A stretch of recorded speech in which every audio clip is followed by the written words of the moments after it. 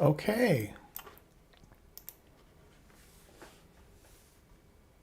We have started. I think there's folks here. If you're here, go ahead and say hello in the chat.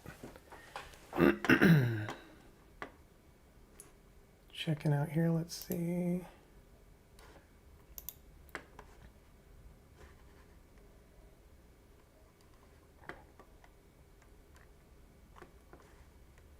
Bear with me here. Still trying to figure some of this stuff out.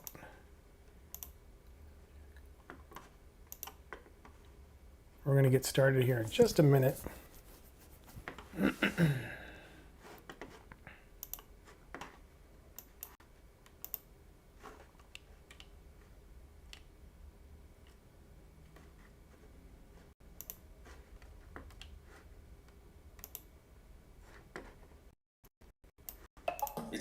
Oh boy. All right. Thanks for joining us. Still just trying to, I want to be able to see if you're chatting, and I'm not able to have access to it right now for some reason, but that's okay. We'll figure this out. All right. Maybe this will do it. Hang in there.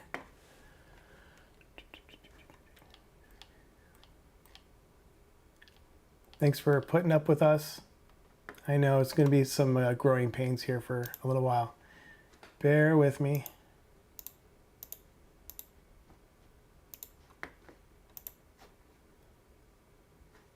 Yeah, okay. You know what? I think we're just...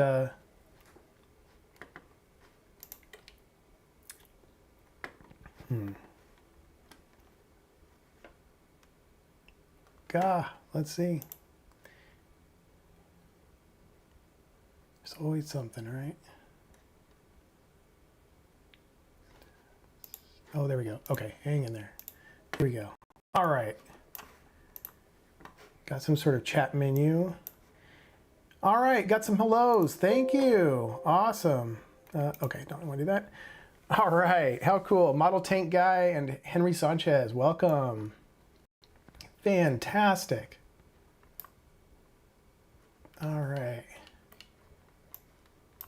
You are the first. This is super exciting. Okay, so Hobby-Wan Kenobi here. My name is Jason, and I'm Hobby-Wan Kenobi. I'm so happy to have you here. This is so exciting. All right, so this is going to be our setup. If you're having any problems hearing me in the chat, if you just give me a thumbs up or a thumbs down, let me know if there's any issues. That would be amazing. If there's any video problems, any sort of lag, I'm going to be taking some notes today and improve on this the next time we're in a live stream. So if you could just in the chat just let me know that say audio's good or audio's bad. Let me know what's going on. That would be a big help. Okay. All right. And as you can see, hopefully you can see, I've got two screens here. Thumbs up, great. Thank you, Henry. So I've got this one camera, fantastic. Thanks, Model Tank Guy, that's awesome. I've got one camera set up so that I'm at the workstation here, and then you also see me, and I can interact with you a little bit more personally. Okay, behind me I've got, there we go. Behind me I've got the Kinetic Mirage 2000C, and that's what we're going to be looking at today. I've also got the, yeah, okay, there we go. I've also got the Trumpeter T80BV, the main battle tank. Okay, so I believe tomorrow I'm going to have a video out for the T80. It'll be our first video for the T80, and then for the live stream, I want to focus a little bit on the Mirage. But I'm happy also to show you the work I'm doing for the T80. But I would like to, for now, to kind of keep the Mirage just for those of us in the live stream. The plan is to eventually, yes, I'll be adding the videos to my channel for the Mirage, but I wanted to have something just a little bit special for us here in the live stream. So really the Mirage is what we're going to be working on. And here I've got my reference book. There we go. Yeah, this is amazing. Pick this up on Amazon, and it's reference books. Sometimes the reviews for them, it's like you're not quite sure if it's going to be exactly what you need. People say, oh, there's great photos. Well, what does that mean? Are they in action? Are they walk around photos? This one has it all. And I'm so stoked. This is just incredible. So just kind of flip through some of the pages, show you what we're working with. Some landing gear, some great shots of the cockpit. Yeah, this is amazing. So if you are going to be working on the Mirage 2000 at some point, you got to get that book. All right. We got OZ Scale Modeling, welcome. Fantastic. Or is that, I guess, Oz Scale Modeling. Okay, welcome. Right on. Looks like some of us know each other too, that's great. Okay, let's see here. So what we're gonna do today, like I said, we're gonna work with the kinetic kit. I just want to lay down a couple of ground rules just right off the bat. I think this is appropriate for any live stream. Let's keep it civil. I'm sure we're all mature adults, and just let's keep like politics and current events kind of out. That would be amazing. Let's just keep it model related, okay? And I'm happy to answer any questions that you throw up in the chat, or if you want to, give me your opinion about something that I'm doing. If you have maybe a better way of doing something, or the way that you like to do it. With my channel, it's not really about, let me try to look at the camera a little more. It's not really about how to do something. I'm not telling you how to do something when I'm showing you how I work on models. It's really just what I do, okay? And we all kind of come at things differently. And so I want to kind of maintain that philosophy here, right? So feel free to share with what you do. This is all about learning. I'm going to learn from you. Hopefully you guys get something out of what we're doing here, okay? This is probably going to go about an hour, maybe an hour and a half. And we can extend the time in the future, or maybe a shorter time works best for us. So I'm going to be totally flexible and fluid and just try to figure out what works best for all of us, okay? But it looks like Friday nights right now, Pacific Standard Time, Friday nights, 7:30 works really great for me. If for some reason, we need to add another day, I'm happy to do that as well. This looks like it's going to be a lot of fun for us. So thanks all for being here. Fantastic. Okay, let me show you what I've got so far. So I started on the cockpit here, a little tub. All right. Yeah, it looks pretty clear. Good. All right. And I just airbrushed some light gray. Let me see if I have the actual color here. I'll take a look around for it, see if I can find it. But I was going for, I'm working with these 3D decals from Quinta Studio. Thumbs up if you've ever worked with Quinta 3D decals, or really any 3D decals before. There's Quinta, and then there's the Edward Look 3D decals. They're both good. I find that Quinta has, it's not so pixelated. I feel like the Edward Looks, at least the few that I've worked with, have been a little bit pixelated. So, all right. Gilly, hopefully I'm pronouncing your name right. Great, model tank guy. Yeah, nice to meet you. Great. All right. Yeah, so what I was trying to do, and I try to do with these 3D decals, yes, I can try to go for the most accurate color to my references, right? But if I found a color that I thought matched better than the 3D decals, then they're going to be mismatched in the vehicle. So I'm trying to match with the color of the 3D decals. That just made more sense to me. And I think I got it pretty good here. You'll see here right on the side right here, I added a little bit of paint just to double check and make sure it was pretty close. The decals look a little bit bluer to me and just a little bit darker, but I was pretty confident that once I got the wash down, as you can see here, there's a wash on it, that it would darken the whole surface area anyway. Okay, and so that, yeah, I think we're going to be good. We're going to be applying these tonight, and I'll just kind of show you a few more things I'm working on. Here's the control panel. It's a little bit rough. What I mean by that, we have to take off all of the detail, all right? And so I went ahead and used a chisel. I have the disc bay chisel here, which is pretty nice. This is the larger chisel of the set. It comes in a set of 5 or 6 different sizes. And I, just scrape along and take the material off. And then I tried to clean up the control panel as best I could, but how much do I need to worry about taking off scratches when they're going to be covered anyway, okay? So it does look a little bit rough, but it should be just fine. I painted the top of the control panel black, and we'll apply the decals and then maybe even tackle some highlighting today with a little bit of dry brushing, okay? I think it looks all right. I think the detail in the kit's okay. I'm impressed by, let me show you what I got here with the, zoom out a little bit here. Hopefully the zoom out doesn't make you too dizzy. But I think the detail looks pretty crisp on the exterior of the vehicle. The rivets look nice. I'm not a rivet counter, but I am somebody who does look for rivets and appreciates them when they're well done, okay? But I started to look at the nose gear bay and notice these really large pin marks, and actually the detail in here is scant. I mean, it's pretty terrible. In fact, I was looking at my references for the nose gear bay, and there's a shelf here, but really the shelf should be right about here. And these boxes are in the right spot, but they should be on the lower shelf. So I was thinking about it, toying with it. Should I, sort of dig out all this material, which would be really difficult to do? Should I remove the walls and add new walls and then add a bunch of wires? I mean, there should be all kinds of wires and hydraulic pipes and stuff in here, but I was looking at my references and saw a lot of pictures of the static aircraft, and realized that the nose gear door the nose gear bay door was closed on many of the photos of the vehicle just sitting there. So I think I'm just going to close it. I'm going to do the same.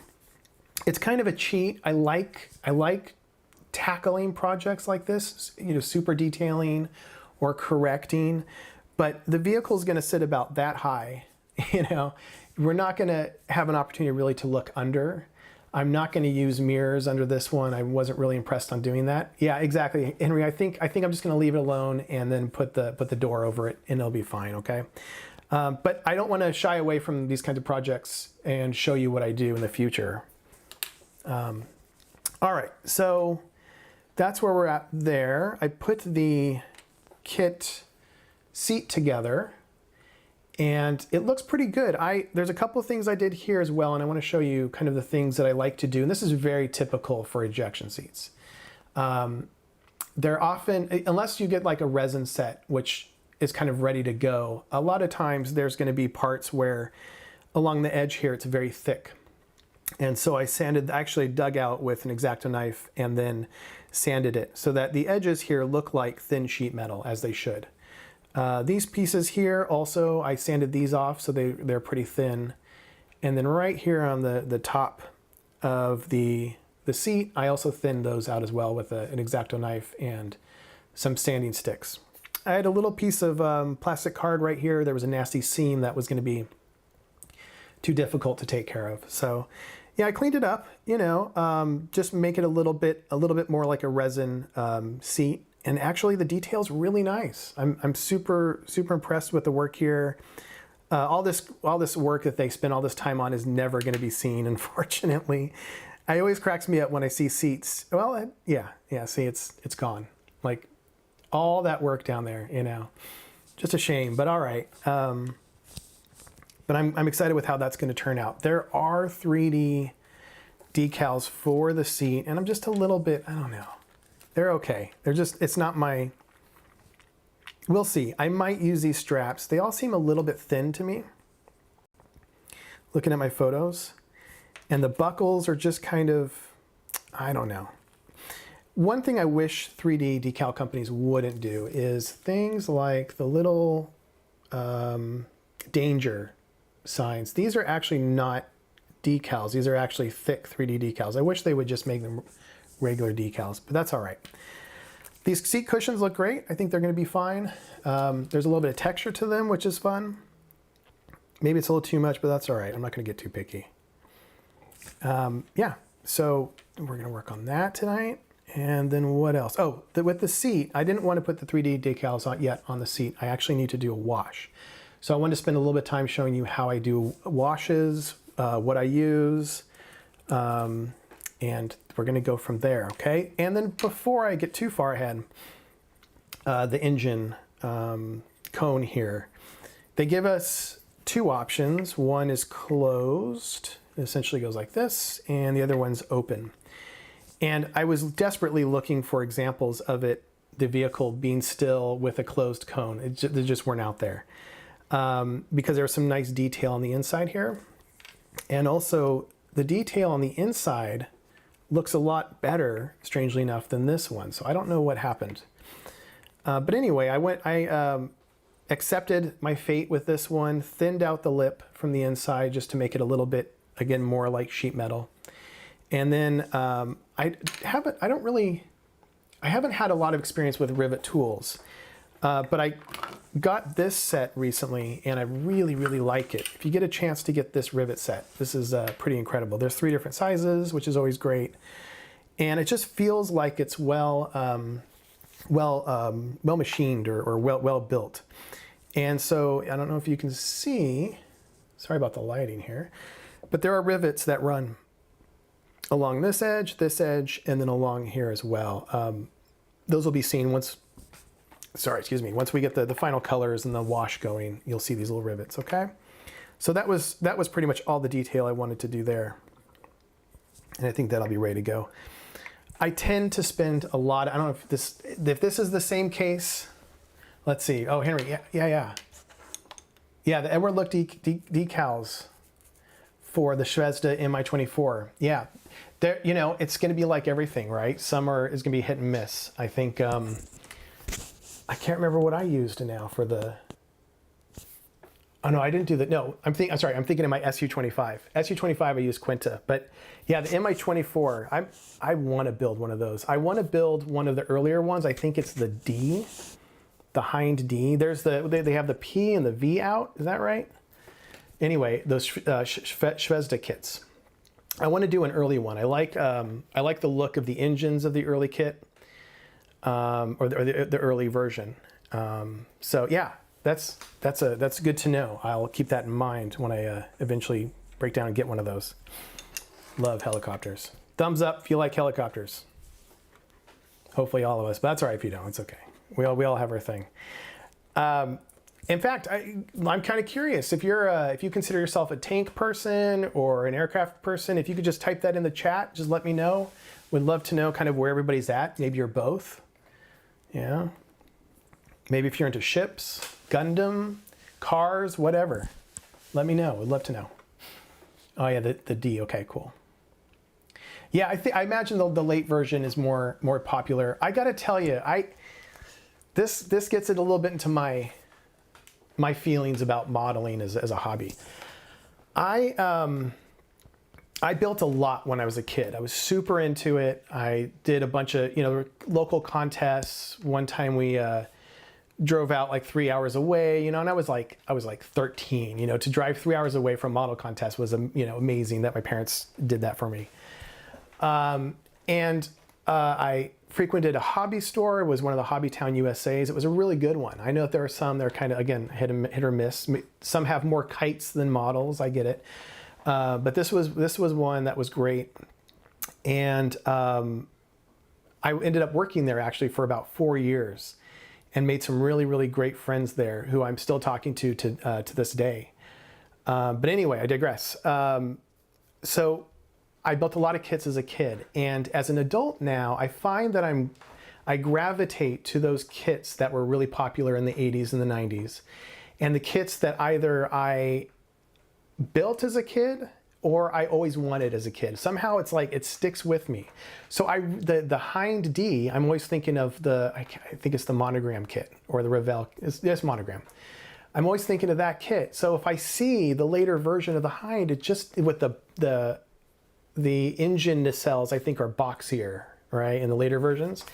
That's how I gravitate to the things that I knew of in the 80s and 90s. So those earlier versions, if I'm not buying the kit of the earlier version, i.e. the Mirage 2000, right? It's going to be the C. I'm doing the C version, the early version, not the latest versions.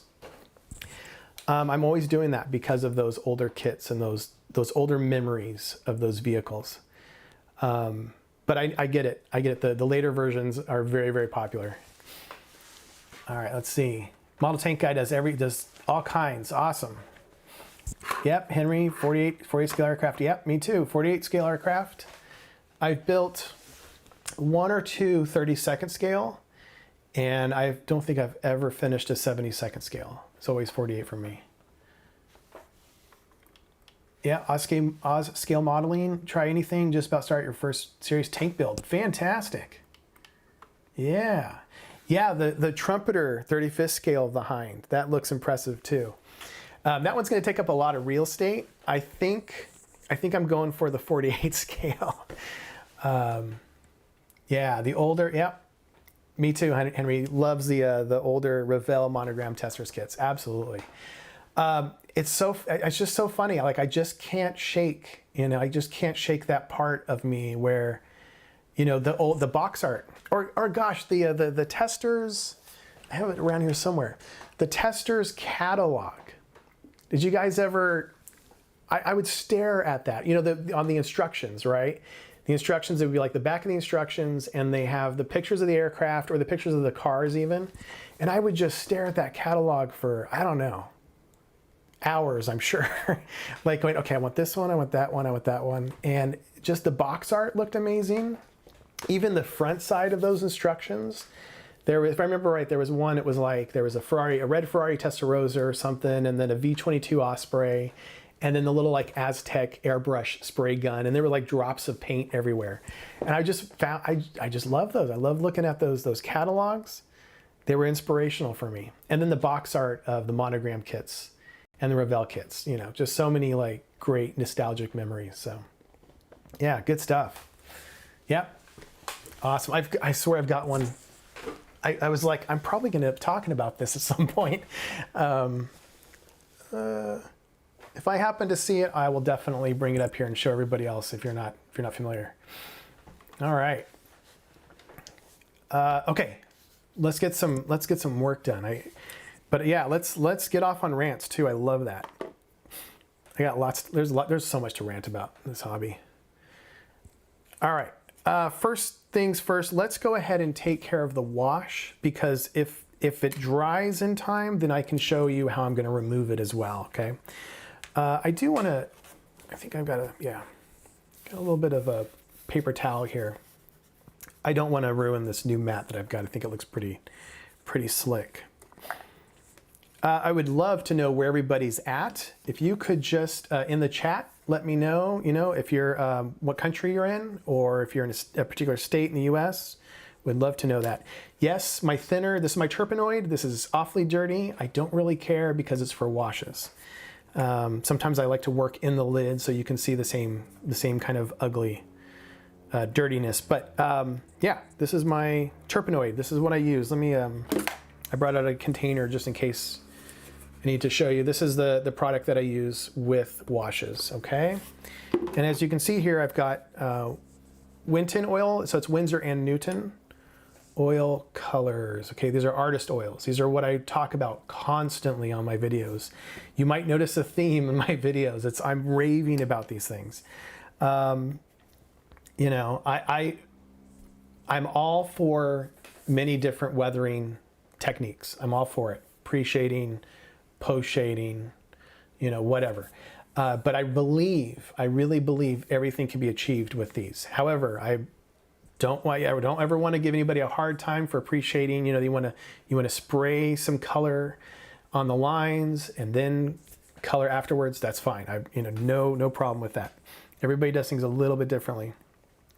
All right, let me get my brush ready. I've got a little syringe here just to get some out. and I'm not going to need a lot. It's going to be pretty quick. But this is the process I go through. Add a little bit of black, and I sometimes will add just a little bit of white because I prefer to go for a very dark gray. All right, so just to get a little bit of white in there. Okay, now more black. It depends. It really depends on the color. Or it depends on what I'm trying to do. Remember, for me, a wash, I'm trying to depict shadows. I'm trying to add shadows. I believe, and I don't know what the phenomenon is. Maybe some of you know what this is called or what causes this, but somehow, if we were to see this seat outside in the sun, okay, shadows would be cast. But when we scale it down, even if it's outside, it loses those shadows. And so to give the impression that something is large but far away, we need to add shadows to it. It's as if we're not depicting things in miniature. We're depicting things that are large and far away. That's how I like to think about it. So anyway, that's my purpose for doing washes. By the way, real quick, before I get too far ahead, am I being too loud? Does my mic need to be level, or like lowered at all, or does it need to be louder? Just let me know, okay? All right, let's take a look here. We got northeastern New Mexico, fantastic. An Aussie living in Thailand, fantastic, great. All right, so that explains the Oz, I see now. Crazy Canadian, yeah, okay, cool, good. Wow, this is great. And I'm in the US, I'm in California, an area we call the Bay Area. It's San Francisco, San Jose area, right around there. So yeah, cool. Thanks for joining me. This is great. All right, I think that's gonna work. Okay, so I just apply it, right? Apply it pretty sloppily, actually, okay? And it actually seems like it's thinned pretty well.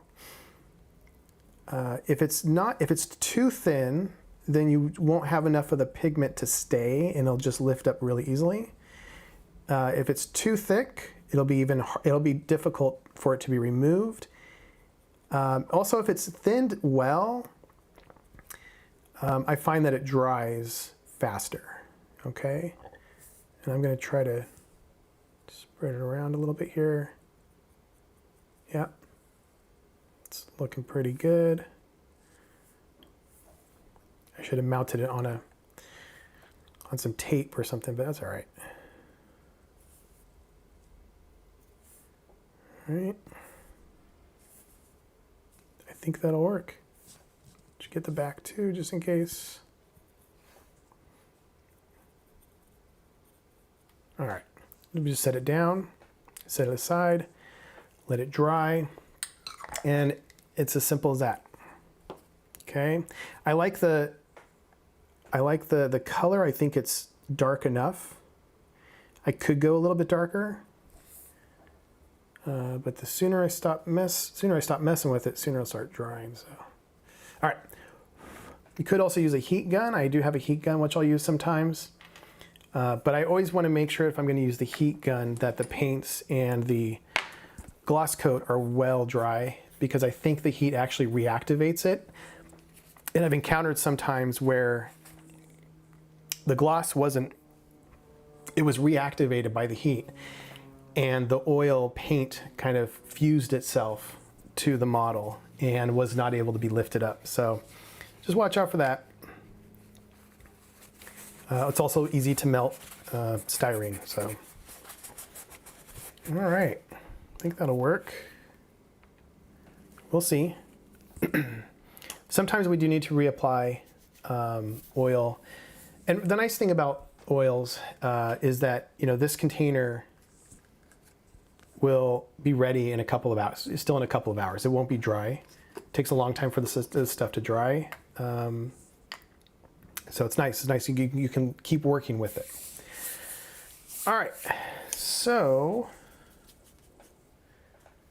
let's go ahead and start tackling some of these 3D decals. Okay, add a little bit of water here.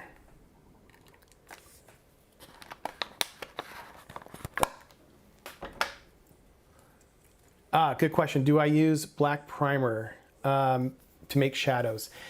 What I did with this seat is I did actually go at it with the airbrush. I did spray some NATO black in lower areas. You can actually see it's a little bit darker down here. I didn't need to do that. This is going to be covered up by the seat anyway, but I just wanted to create some sort of variation. So yeah, sometimes I will hit the model in deeper areas to bring out some shadows, but not generally a full primer over the full vehicle. I did that with the Pink Panther.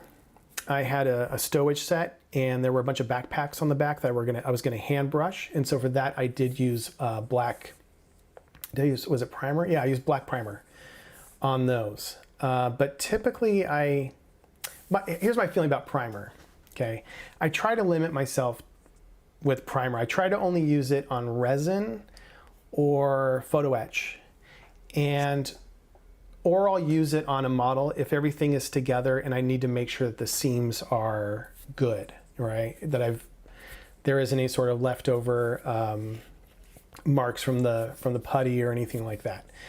Just as a good overall sealant, but I don't use it a lot. I don't use primer a lot. I try not to add too much material onto the surface or onto the detail. It starts to build up after a while.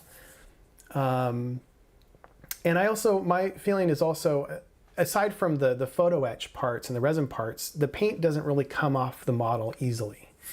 And if I were painting an RC car and taking it down hills, then certainly I would be using primers and stuff. But these models just sit in my cases, and I'm not too worried about making sure that the paint is gonna stay forever. So I occasionally will use black primer, but I generally try to stay away from primer anyway. Model tank guy, that's all I use for weathering is oils. Yep. I'm convinced that it does everything you need. Great. Yeah, my dream kits growing up looking at the pictures. Absolutely. Model tank guy, you're CA? Oh, okay, that's Canadian, right? Or okay, or is that California? Sorry, we here in California, we go by CA as well, but all right, let's continue on. So add water just a little bit. I'm gonna show you why. We actually don't wanna use a lot of water with these decals, okay? Get some scissors here. I'm gonna back up just a little bit, see if I can. Oh, there we go. All right. And the first one, let's see. Check my instructions. All right. I'm gonna go with the side panels first. Try to keep this out of your way. Okay, 15, so great.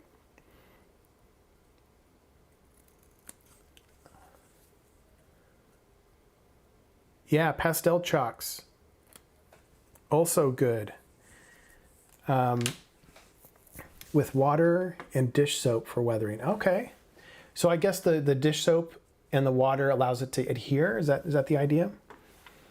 For pastels, I actually like to use them sometimes in combination with oils, because the oil and the terpenoid seems to get it to fuse to the surface. But yeah, that's water and dish soap. That would be pretty convenient, I'm sure. On the M107, the M107 tank that I did recently, for that one I used some pastels on it because I was using oil paints to depict the reddish Vietnam dirt that coats the vehicle, and I added a little bit of pastel chalk here and there as well to help add that. Yeah, I used to work with pastels a lot, actually, more than the oils, and then I started to use oils more because I realized they were actually, for a lot of cases, they were accomplishing the same task. Yeah, cool. It does. Okay, great. Does it here? Good to know. I'll give that a shot. I've got a lot of pastels. I don't. We all know about like pigments, like 8K and these sort of store-bought pigments, which I think are good. I've got some lying around. In fact, this one, yeah, Ammo MIG pigment. Okay, I needed this. This color was like spot on to what I needed for a project before, so I've got some lying around. But I always prefer to try to make my own. And you just get some pastel chalks. The hard, I forget what, there's two different types that you can find at art stores. One I think is oil based, so they're wetter, right? And then you want what you want are the real dry ones. And then I take them to, what I actually did was I put them in a towel and then struck them with a hammer.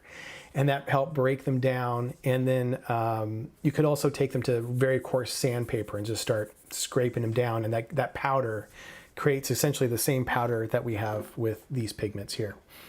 You can also use this too, pigment fixer. This works to help keep the pigments or keep the pastel chalk on the surface.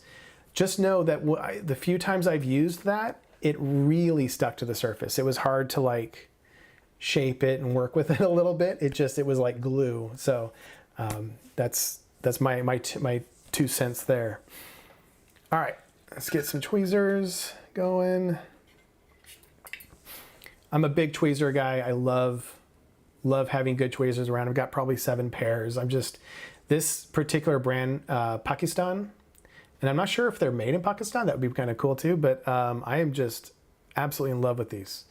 I have a couple of them from the same brand, and they're just excellent. All right, so, and of course now I'm having trouble picking it up. Okay, there we go. So what I want to do, make sure I know exactly where it needs to be positioned. I need to be careful with the side control panels, because I need to avoid the area here where on the side here, right? So I'm gonna set it a little further back, and I'm gonna set it in the water and then take it right out, okay? I find that all we need the water for is to remove the decal from the backing. So as long as the backing is wet, we should be good. Tamp it off real quick here. Yeah, see, it's coming right off, okay? I don't let it sit in the water. What can happen is they can soak the water up. So we have to be really careful with that as well. All right, micro crystal clear is the PVA of choice here. Regular old Elmer's glue should work fine as well. I've actually was in a situation where I needed to use some super glue. So super glue will work as well. Just a regular CA. Okay, let's see. There we go, toothpick. One of my most used tools is toothpicks. I have jars and jars of these things just ready to go. Absolutely love them. Okay, that will be enough. Spread it around. I can add a little bit of the water to it. Okay. This will ooze out on the sides, so I just want to be careful to make it pretty even. And that should work. All right. Let's go get the piece off. It's not a problem touching the other side. Like you might want to watch out for that on regular decals, but we don't have that issue here. Okay. Everybody see okay?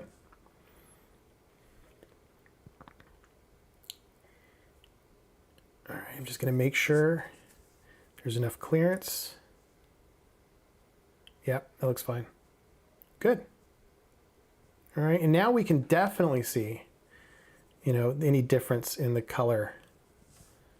Right. It still looks pretty close. The one that I painted, the part that I painted, is a little bit dirtier, and I can still see it's a little bit blue here, but that's okay. I can go back when everything's dry and take some oil paints and lightly just sort of dry brush, if you will, onto the surface here, and that'll tone it down. So not a big deal. We can deal with that later.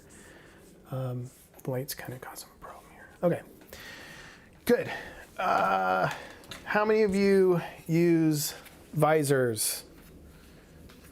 Love these things. Yeah, these are, I don't know. I almost can't build anymore without them. So I'm gonna keep them on. Give me a thumbs up if you use visors or magnifiers or headlamps of any sort.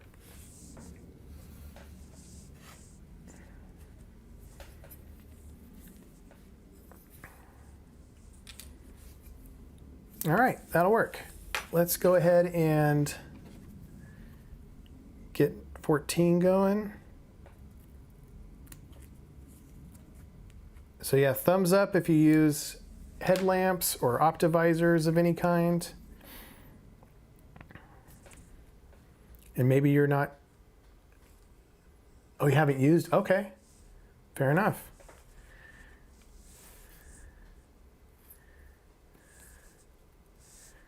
Yeah, they do get, they're a little addictive. I mean, I'm older at this point. I'm in my 40s.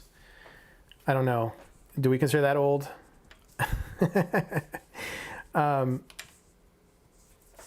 And I feel like I'm at the point where it's like, yeah, I'm just going to use it, you know. But there is a point where you just kind of feel like maybe I'm using them too much, and I'm feeling dependent on them. Okay, that bit of glue has dried, so I'm going to start over here. All right. Oh, froze up a little bit there. Okay, it looks like we're all right. CPU's okay. All right. Yeah, we definitely need some water here.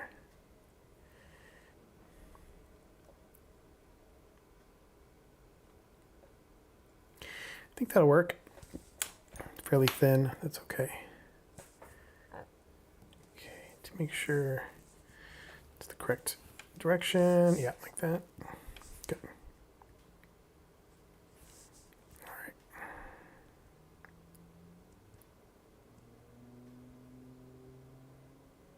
Cool, that looks good. Let me check with my visor real quick here.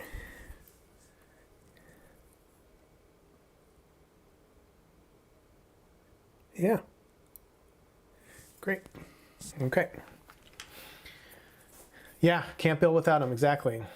Yep. These readers, yep. Gotcha. Curious, what are you building right now? Would love to know what everybody's working on. Or if you're not working on anything currently, which I understand happens too, what was the last thing you built? I'd love to know.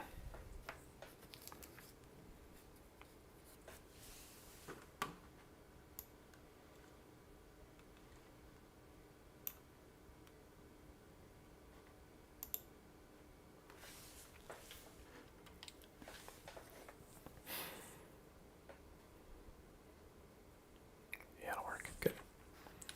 All right. So, I mean, they look, you know, these things look amazing. The detail is real. Oh, let's see if I can get focused here. It's about as good as I'm going to get. Okay. Yeah, this detail is second to none. I really do like the, you know, spending the time to paint any of the cockpit or control panels that you get in the kit. I like making them look better, or adding details to them, little decals for little warning signs or whatever. You know, I'm not opposed to using kit supplied details and then just paint and make them. I think there's a lot of artistry in that. Excuse me. And but I just, you know, with these 3D decals, it's just guaranteed to look good. So. Sometimes I want to build a kit because I am going to focus on the cockpit. For this one, it's really the exterior paint that I just think, you know, is really what the Mirage is all about. Let me show you an example of what I mean. So this is sort of the standard paint scheme of the Mirage.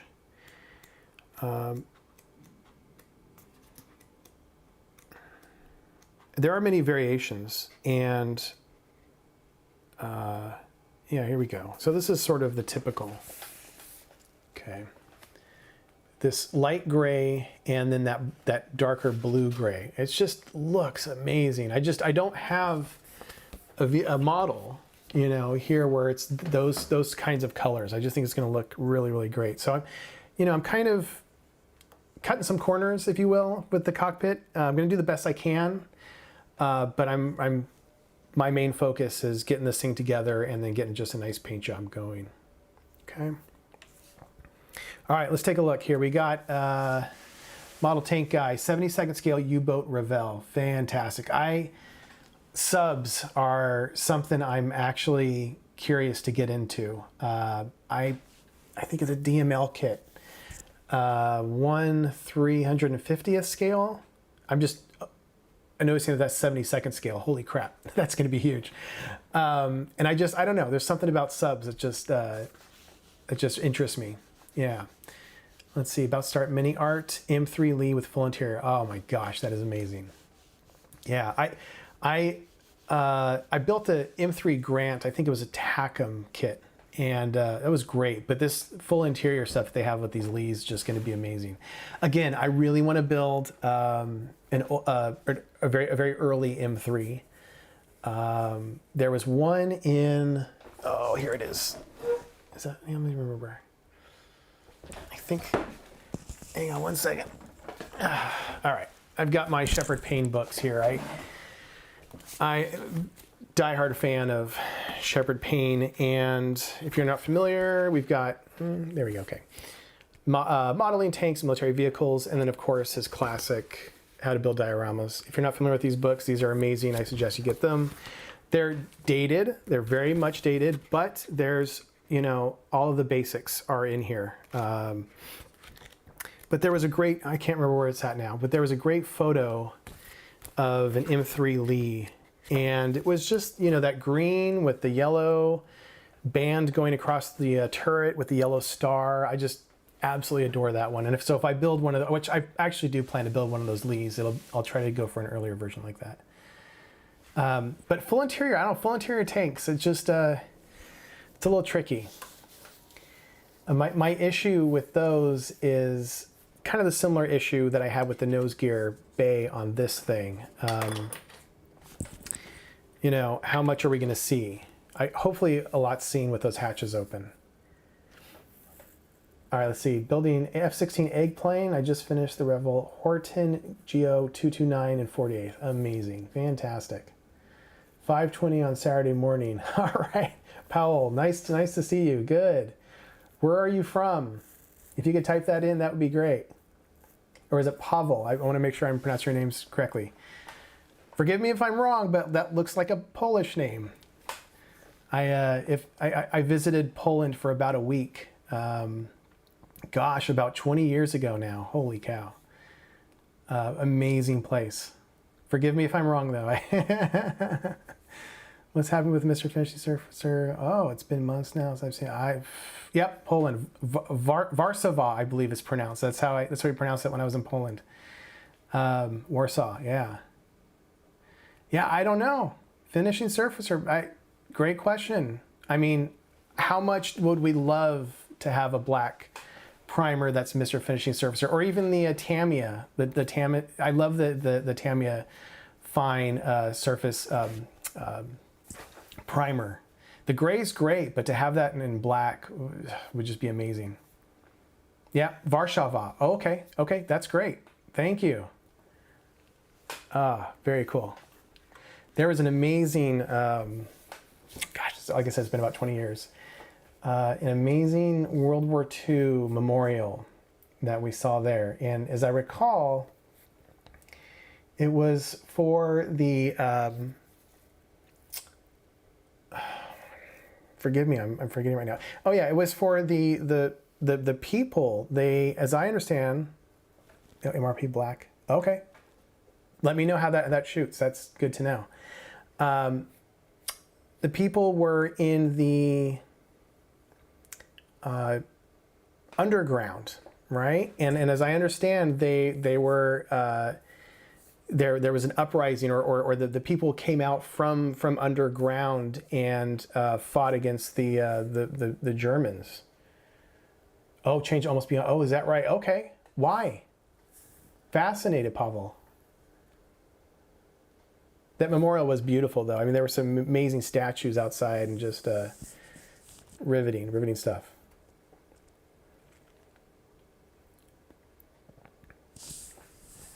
This is great. Yeah, please. I'd love to know about the places that you live, and you know, the kind of things that you're experiencing. All I ask is that we keep politics or sensitive current event topics kind of out of here. That would be great. Okay, that's very, very positive news. Thanks for sharing that, and welcome. All right. Okay, let's continue with these decals. I think we're on the right track. I think that's it for this, actually. Oh, there's one more that goes here, but I'm gonna hold off for now. Yeah, okay. I want to let the rest dry before I add more to it and tinker with it. All right. Let's go ahead and work on the side panels. Now check out this. This is a big old nasty pin mark. I didn't even want to take care of it. I was like, it's not worth it. I'm just going to put a side panel over it. It will not be seen, but it's so weird to just see that on one of my models. It's just something that made me cringe, but I was like, just leave it. Don't waste your time. All right, let's see here. Make sure I'm working with the right one. Should be the same shape anyway. 4, okay. Watch out for that one guy.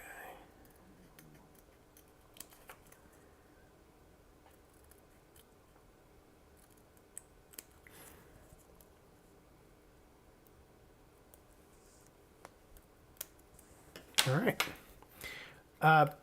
If anybody would like to share, let me know what you do in your day-to-day. Like, what's your job? What's your vocation? I am a teacher, and I teach music to high schoolers and middle schoolers, and that's my other passion. I studied music composition for many years, and so that's sort of my other hobby, if you will. All right, I think it's gonna be a little too thick here.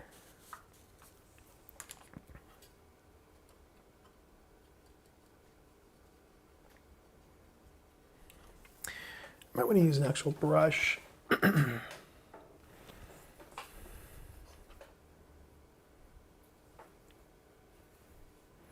I have a lot of brushes, quite a few assigned to these sort of tasks where it's not about painting, but just about getting some glue on.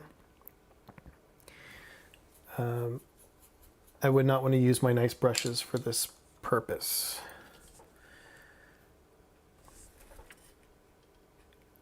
See how easily they come right off, these decals? They just, they're,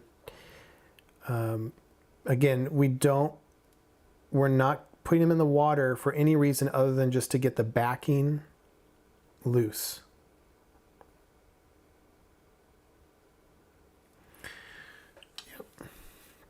Yep, see how much more, and again, so much more blue the decals are. We're going to fix that.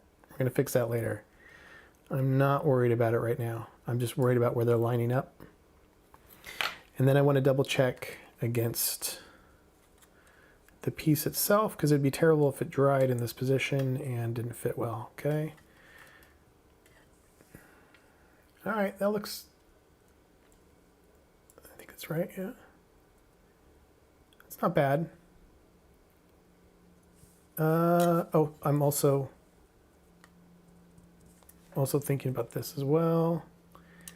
Make sure there's enough clearance here. There is. Yep. That looks okay. Good. That'll work.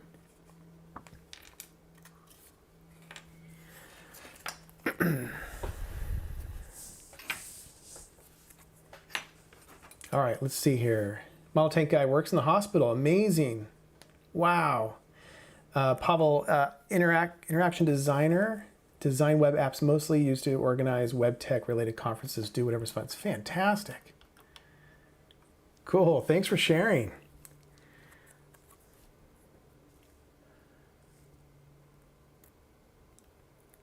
Oh, I don't want to do that one yet. Let's take care of model tank guy. You work in the hospital. That is something I could never do. I have so much respect for that kind of work. On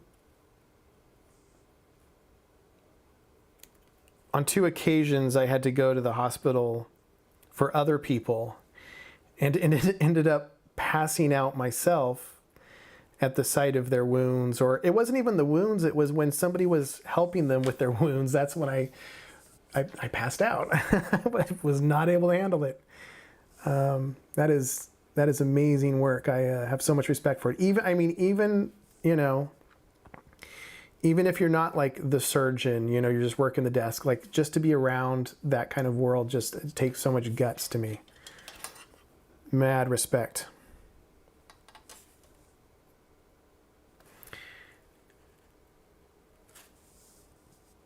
Let's see here. This was a little bit finicky. Okay, good. That'll work. All right. Getting ready for... I'm just going to stick with the brush, I think, for now. Let's go ahead and moisten it a little bit. Yeah, and I think, you know, Elmer's glue would work just fine. And like I said, I've used super glue with these as well, and it didn't harm it anyway. Super glue's fine.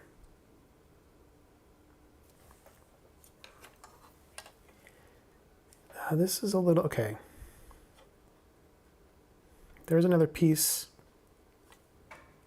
that goes to the right of this. And again, remember, it's okay to touch the backs of these. I haven't noticed any issues. There's no actual adhesive there. All right, this one this one's gonna add a little bit of an, okay, let's see here. Gonna have to do a lot of dry fitting here. Henry, retired USAF, United States Air Force Security Forces. Now I'm an electrician at the psychological. Holy cow. That's amazing. Thanks for that. Whew. Air Force. That is great. I never served, but, you know, tons of respect for those who have.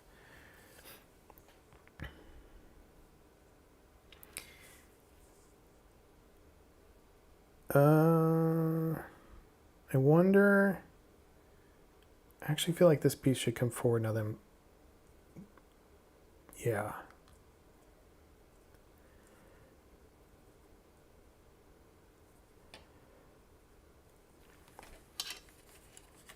Yeah, Henry, thank you for your service. It's amazing. A cook and a chef, model tank guy, cook and chef for 25 years. Also amazing work. Outstanding. I mean, is there any kind of profession that's more important? The hospital and food. I mean, those are, gosh, you know, what vital professions. That's pretty amazing. Tons of respect for that. I can imagine the amount of work you experienced. How busy it got.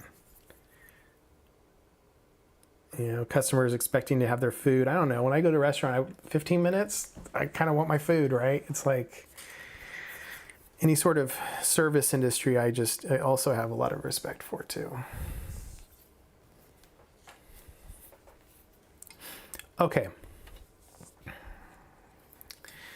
So the question is, how far forward does this piece go? Because I'm seeing in the instructions here, there's a little corner piece they want us to add.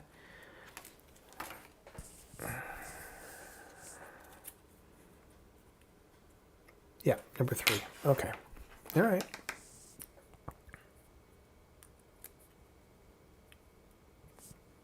Is anybody working on their model right now?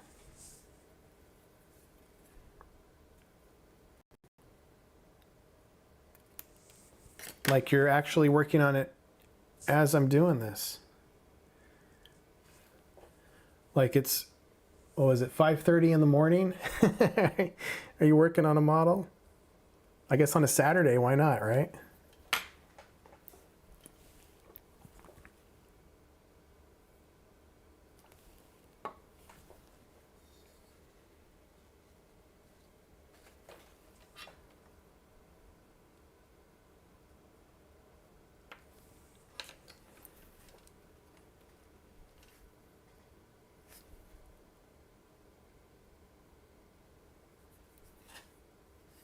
Oh, there we go.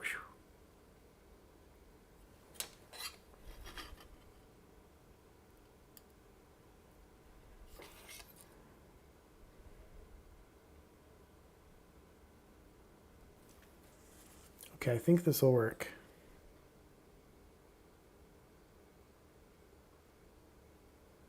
Yeah. Okay, sorry about the shaking here. Trying to get the lights to be just right.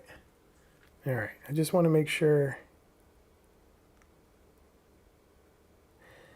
I've sometimes encountered 3D decals that didn't fit great.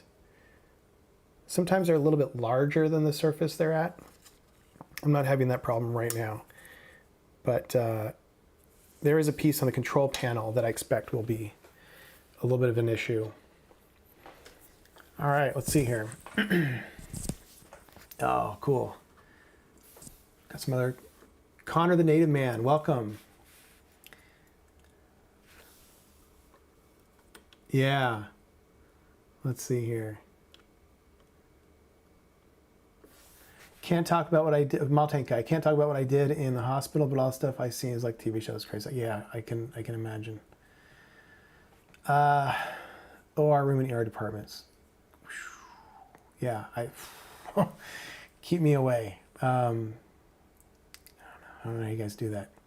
Henry, painting the canopy, outstanding. And let me just double check. What were you working on again? Sorry, I don't remember. Oh yeah, okay. The F-16 egg plane, cool. I have yet to build an egg plane. I appreciate that the model companies are branching out and trying different things and keeping the hobby fun and trying to appeal to different tastes. I love egg planes. I don't know that I'll ever build one, but I've seen some amazing work done on egg planes, and they are just absolutely fun. Working on a 39 Ford truck, outstanding. Wow, cool. 9:33 p.m. here, just closed the shop. And I'm sorry, I don't know what DNW for the night stands for, but all right, Maltankai, right on. It looks like some folks know each other. Is that the case, or are you guys just saying hi to each other? That's nice too. All right, clean up the tail section. Got to drop off my partner at the airport in 5. Okay, right on. Yeah, I got to get some modeling done before your responsibilities take over. Yeah. Speaking of responsibilities, anybody here have kids? I got 3 little ones. Oldest is 7, the youngest is 1.5 years. They're yeah. There's busy times in my life for sure. It really it makes the hobby even more necessary to be able to go into a room where it's quiet and I get to work with my hands and make things, you know? Yeah. And I'm actually very fortunate. I am my model room is detached from the house, so I'm able to literally be by myself here. Lost count after 2. Yeah, I hear you. Oh man. Yeah, it's nice. I'm fortunate that I have a wife who's very understanding. 3, yeah. Yeah.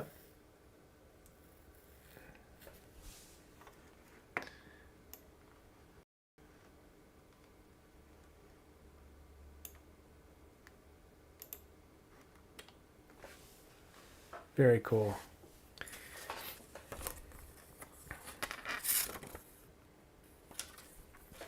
All right, we're making good progress here.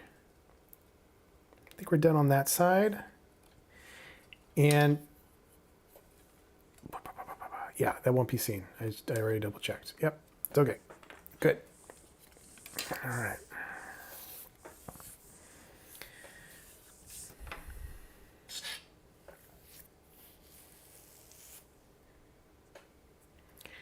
Okay, I want to take a look at the ejection seat real quick, see if we're... Oh, really quickly too, I just want to point out with the wash that we did earlier on this ejection seat.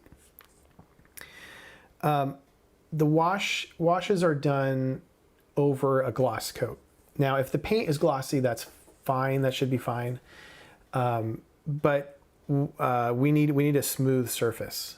Okay, there was a question about that in one of my videos. Oil paints I like to work on the flat surface. It allows the paint to grip into the model, but for something like a wash where I'm removing 90, 98, 99% of it, it needs to be on a smooth surface. And when I remove it, I'll use Q-tips and a soft brush. I find that the brush will actually kick the material around into the crevices fairly well. It like pushes any excess kind of around there. And the Q-tip really allows me to get the surfaces nice and clear of the wash, okay? But we'll go through that if this is dry soon here. All right. I want to take a moment for you tank folks. Here is the T80 so far, and the video is going to drop my time 2 a.m. tomorrow. That's when I have it scheduled. So you'll be available tomorrow. And here it is. I'm happy with the kit. It's going along pretty well. This is, as I say, you'll hear this in the video. You might remember in the 90s, early 90s, Dragon put out a whole bunch of Russian kits or Russian vehicles. I remember the SA9 was one. Again, the box art is what attracted me to these things. You know, it just looked amazing. The Shilka ZSU 23, the Shilka with the 4 cannons. I built both of those. The SA9 was a reboxed Dragon kit. It was with a company called Cyber Hobby, and I have videos as well of that build. That was a lot of fun. I got to tell you, I did all kinds of scratch building. If you get a chance, do check out those videos for the SA9 Gaskin. I did a lot of scratch building on it, and I'm super, super proud of that one. It's in the case right now. I might take an opportunity at some point to bring some of these models out and show you. But the Shilka I built because of the Dragon kit. I never had it, but the Mang company, they made some great Shilkas, and I built that again because of the box art of the old Dragon kits. So same thing here with the T80 Dragon. The Dragon. They had their T80 was T80 with ERA. That's what they called it. And I just thought it looked so cool with the ERA blocks. It looked like some sort of, I don't know, dinosaur or something. It was just really beefy looking. And that's just always stuck with me. And then I found out that Trumpeter had built one. I didn't know much about the different versions, so I looked into to make sure was it the T80U that I wanted to build or the BV? And the BV ultimately was the one I wanted to build. And I'm going to depict a vehicle in 1980s, early 90s. I believe the one that's depicted in the kit was stationed in Poland. So Pavel, maybe you can provide me with some backstory. I don't know if you have any information on that, but I believe they were in Poland for some time, and I might do that, or I might also have it somewhere in East Germany. But I do want to make a base for it, and I want to make a street, and I want to make a tree. I've never made a tree. In fact, I haven't done a lot of bases, maybe 6 or 7, and I'm getting more and more into them. And I kind of want to go for something a little bit more along the lines of a diorama. I don't know that I'm gonna do figures yet, but I want to tell a little bit more of a story with this particular build. You'll notice I am careful about distinguishing between base and diorama. I think a lot of people, they just call everything dioramas, but for me, diorama, again, going back to these Shepherd Payne books, diorama is really something that's telling a story. And it doesn't require figures, but it needs to have some sort of plot, right? Something that we can understand about the vehicle, about what's happening. So anyway, so I'm kind of toying with that, putting this thing on a base, making a tree from scratch, from wire. I've seen some excellent videos out there on YouTube about how to make them out of wire, and I want to give that a shot. So yeah, stay tuned for that. But yeah, a great kit, super enjoying it. Let's see here.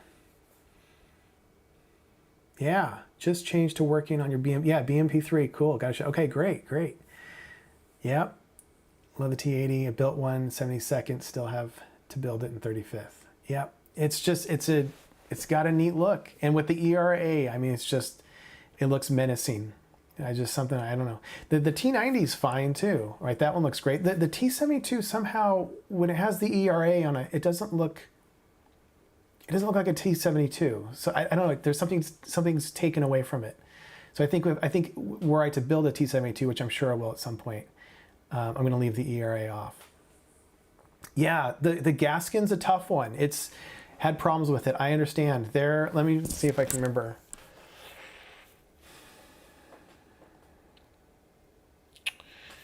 Trying to remember what were some of the issues. Well, a lot of what I did was super detailing. So I would take parts and remake them out of plastic.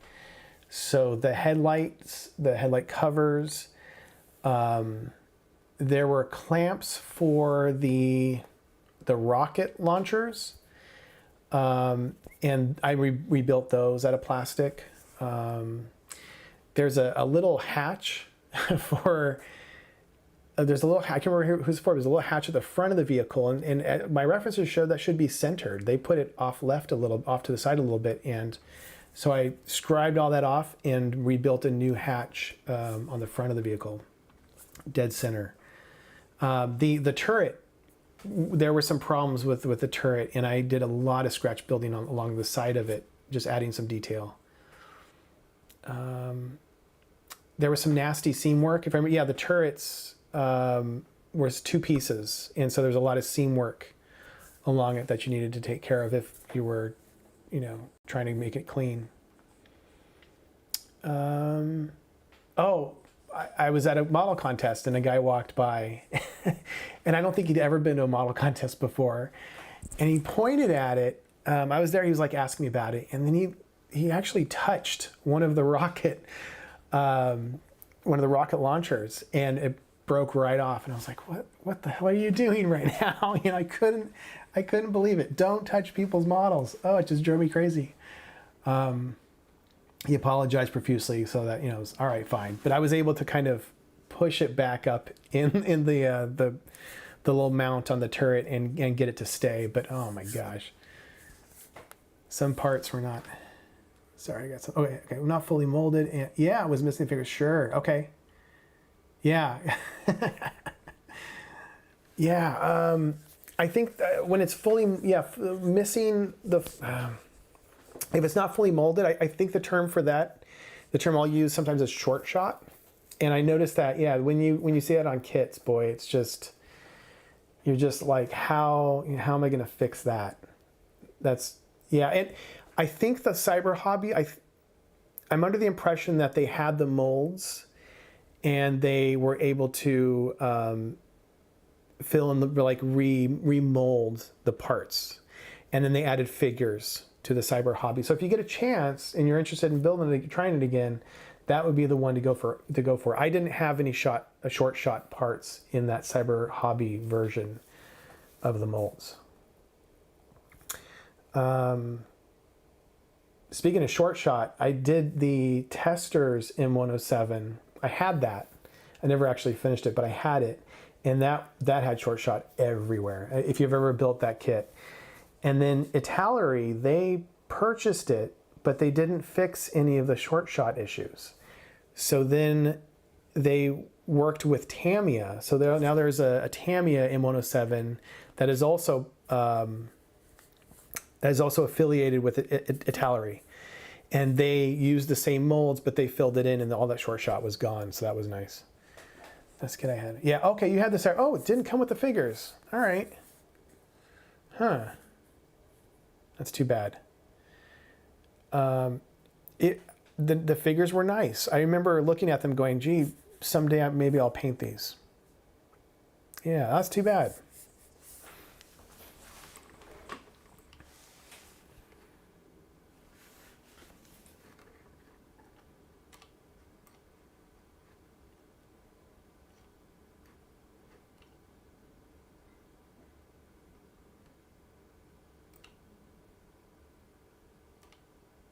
Model Tank Guy, you said just closed the shop. Are you a model shop guy? Do you own a model shop, or is it some other kind of shop? Just curious. Like I said, I worked at a hobby store for it was a hobby town back in the 90s. I worked there for about 4 years, and I swear if that place didn't shut down. I mean, I left because they shut down, you know. If they hadn't shut down, I'd probably still be there. Like, that was just, wasn't great pay, so I probably wouldn't be there for that reason. But just so much fun going there. I had kids touch my models. It's hard not to. Yeah, absolutely. I hear you, Model Tank Guy. I have two kids who, one's 7 and one's 4, and they have both built a model. The 7-year-old's built about 3 or 4 now, and so he enjoys doing it. The other one, one of my daughters, she built a car and painted it green, and it was like a teal color, and it was just, she had a blast. So I'm trying to teach them early how to be careful with these things. They know not to touch my models, so that's always nice. But the youngest one, we're gonna have to teach her pretty soon here too. Oh, okay. Model cave and model bench shop. Gotcha. Yeah. Fair enough.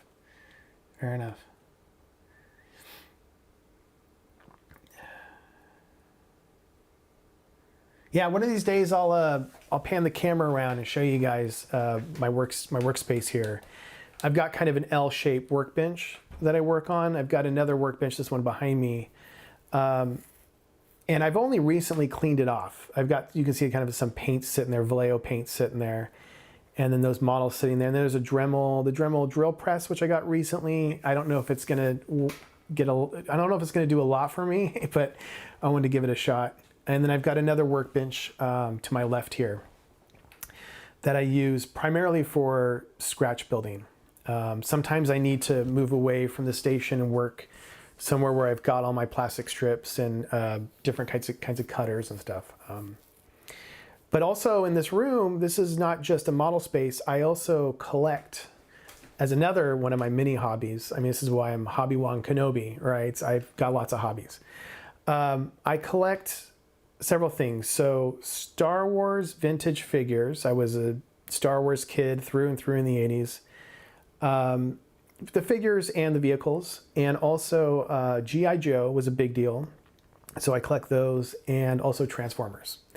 So I've got those in display cases kind of around the room. And then I also collect Lego sets from the 80s and early 90s. I was really into those as well. So my family's actually really big into Lego. They build all the Harry Potter and the Indiana Jones and all the newer stuff, including my wife. And but I stick with the old vintage stuff. So that's another aspect of my hobbies. You guys have other hobbies? How about chiming in and let me know what kind of other things you like to do? Do you like to work on real cars or stamp collecting, or I don't know. There's so many things out there to do. Golfing.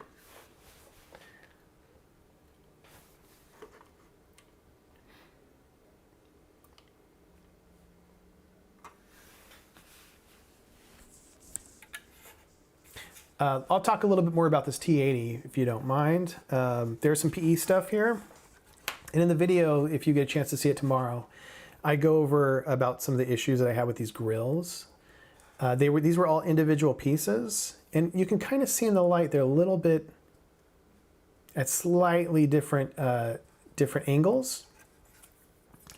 Connor the Native Man, I do historical reenacting. Fantastic. I'm curious, is there a particular era that you focus on? Oh, kids are chiming in on the, okay, there we go. All right, historical, okay, so do you focus on a specific era, or how does that work? Maltenkai, also a smoker. Okay, barbecue, right on. Right on. Yeah, I don't do a lot. I do some barbecuing, not a lot though. We don't have the big equipment. I just got the circular cheapo one, but we'll do some hot dogs or chicken every now and then. 17th and 18th century French. Fantastic. Wow. That is amazing. That is really cool. I bet so I'm guessing uniforms, reenacting soldiers, right? Okay. That's what I'm guessing. I don't know. Maybe not. But I bet the costumes, or I'm not sure if you call them outfits or costumes, I bet they're immaculate. Probably colorful too. Even offset smoke. Okay, yeah, great. Yeah. Very cool. Okay, 7th century, we do French privateers. Okay. Excellent. Man, I'd like to see some of that stuff. If you have a link to a website or a channel or something that you can show me what the kinds of things that you do, I'd like to see that. If you don't mind sharing. Now, Henry, offset smoker, I believe, correct me if I'm wrong, old school smoker, wood fire smoker, no fun, electric smoke. Okay, gotcha, okay. Yeah, so offset, let me see if I remember correctly. You've got the heat source, but the food is literally offset. It's literally off to the side of the heat source. And I believe there's just a lid and it just fills up the space. Is that essentially what we're talking about?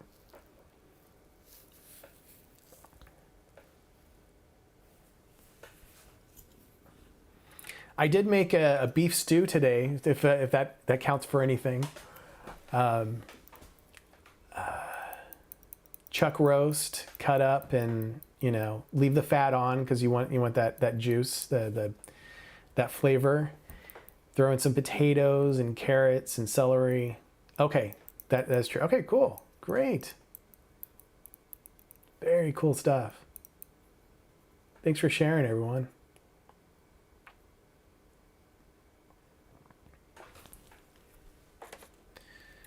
All right, let's put this away. Let's see.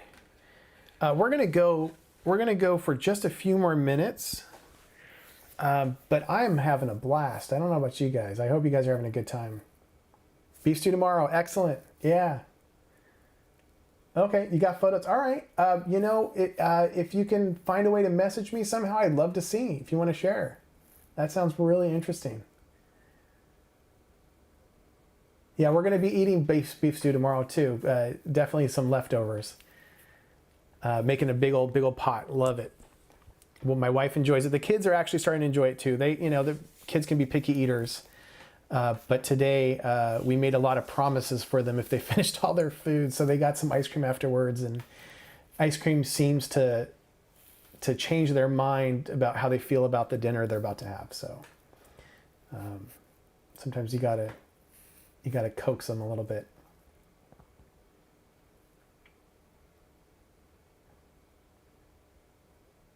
My wife prefers beef stew on cold days, and we just had a couple of cold days, and of course today was super warm. So, yeah, it's been colder and windier and more rainy than usual here in Northern California. But it's been nice. The last couple of years, you know, we've had these droughts, and I remember it was either 2020 or 2021 when we were, you know, 2020 we were home. I think we may have also been home during the summer of 2021 as well.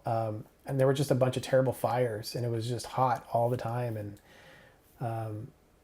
yeah, it's nice to have rain, even if it's a little too much.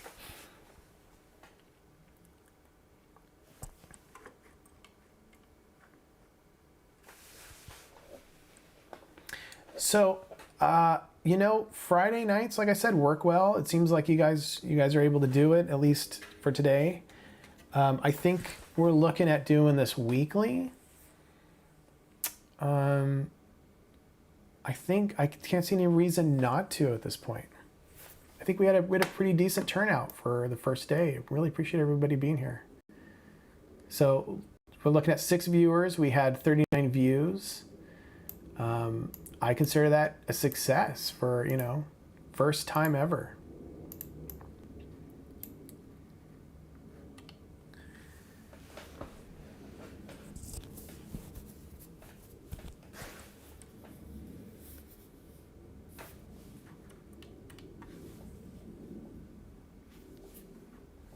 All right, I'll tell you what, in the last couple of minutes here, why don't I return to the seat and then go ahead and start removing some of this material. All right, I think it's pretty dry. What I'm looking for are any sort of wet spots. Yeah, it's a good time. Great. Right on. Great, Henry. Someday maybe you want to... Yeah.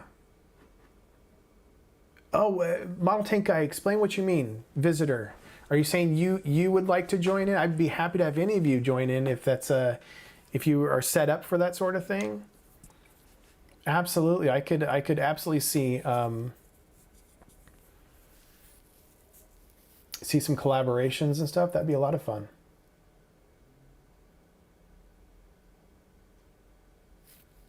Yeah, reach out.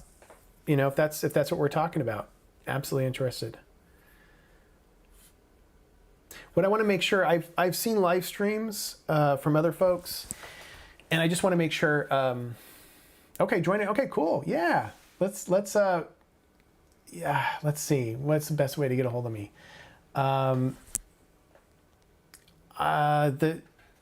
It's Hobby Kenobi.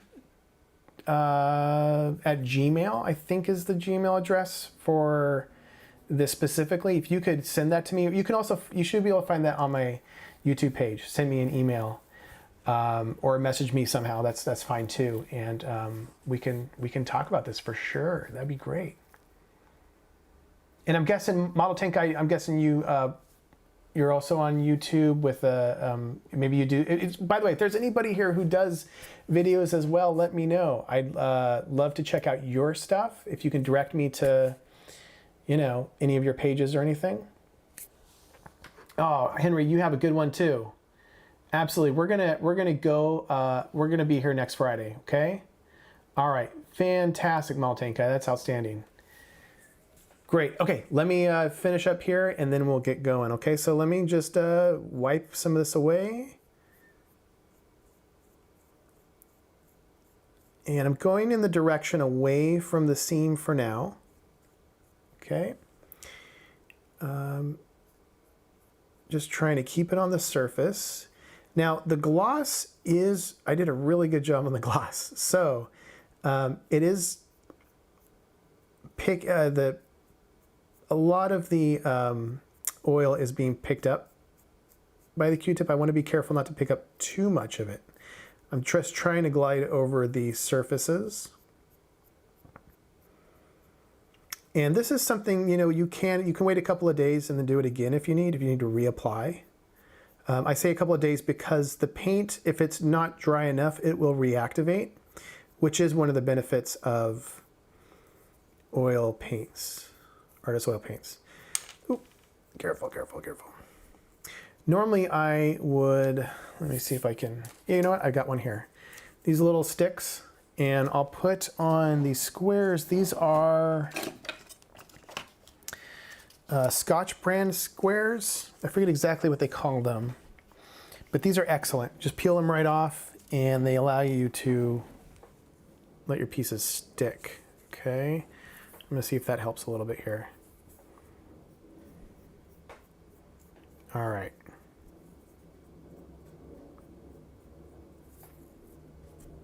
Trying to avoid fingerprints. I got a nice big one right there on top. So we'll take that off. There is this sort of canvas material right here on the top. I think I'm going to create a new piece, lay it on top, and there's some wires that run from the back of the ejection seat to underneath that canvas area. I think I'm going to add some of those wires later on down the road, and a new canvas piece as well. All right, it's a little bit thick in here, so now I'm going to take a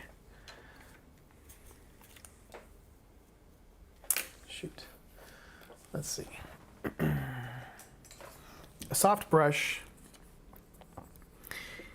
And like I said, I don't need to worry too much about what's going on the edge of the seat because this is all going to be covered up anyway, but this is so you can see how I deal with this. If there's too much in there, just spread it around and then continue to pick up on the surface. You can see it clear right up. Make sure I'm center here, okay? Wipe a little bit off on a towel and pick up some more. And you can see, yep. Oh, okay, that happened because it wasn't quite dry yet. You see it smear there? So we want to be careful with that, okay? That's all right, that happens. Totally fixable. What I would normally do is just let it sit for even longer, but I'll just take care of it right now. I think we're gonna be just fine. All right, I think that's pretty good. This area, the headrest here, is gonna be painted black, so I'm actually gonna try to take off most of it. It's not fun to paint. I like to use Tamiya paints a lot. It's not fun to paint over Turpenoid and artist oils, so. All right, here, just try to, yeah, it's still a little wet too. But I think you get the idea. This will end up being a darker gray color as well. And then the green seat covers are gonna go over all of this. I think that's the plan. But yeah, we're creating shadows, okay? You could think of it also as weathering, right? Grime and streaks and all that, which, you know, we could say that this is grime and then there's shadows, and that's what we're going for here. And it's just amazing. It always amazes me the difference between something getting ready to have a wash and then after the wash is done. It's just worlds of difference. It's just, there are few things that we can do that have such a big impact on the way that the model looks.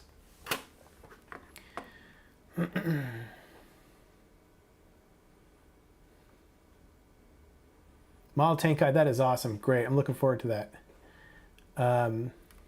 Yeah. All right, good. So what will happen next, I'll let this dry and then it'll receive a flat coat or a dull coat. And then the oil paint won't go anywhere. And then I can start painting the little pieces all around that I need to, you know, paint a different color. All right, I'm gonna let that sit because I know the more I fuss with it, the more fingerprints I'm gonna get, the more problems I'm gonna have. So, gosh, thank you so much for joining me. This has been a blast. I was really worried about, you know, the comfort level. I'm model tank guy. I'm sure you've, you know, when you first started out, I don't know I was nervous. But you guys made this really easy for me, and it feels like a really positive experience. So I'm looking forward to doing more of this. Thanks so much for being here. We're going to end the broadcast here. Stop streaming. I hate to stop it. I feel like I'm kicking you guys off. But have a great night. Have a really wonderful weekend. And, you know, message me. Get in touch. If you want to say something in the comments, and, you know, feel free. Have a great day. I'll see you guys later. All right, signing off. Bye.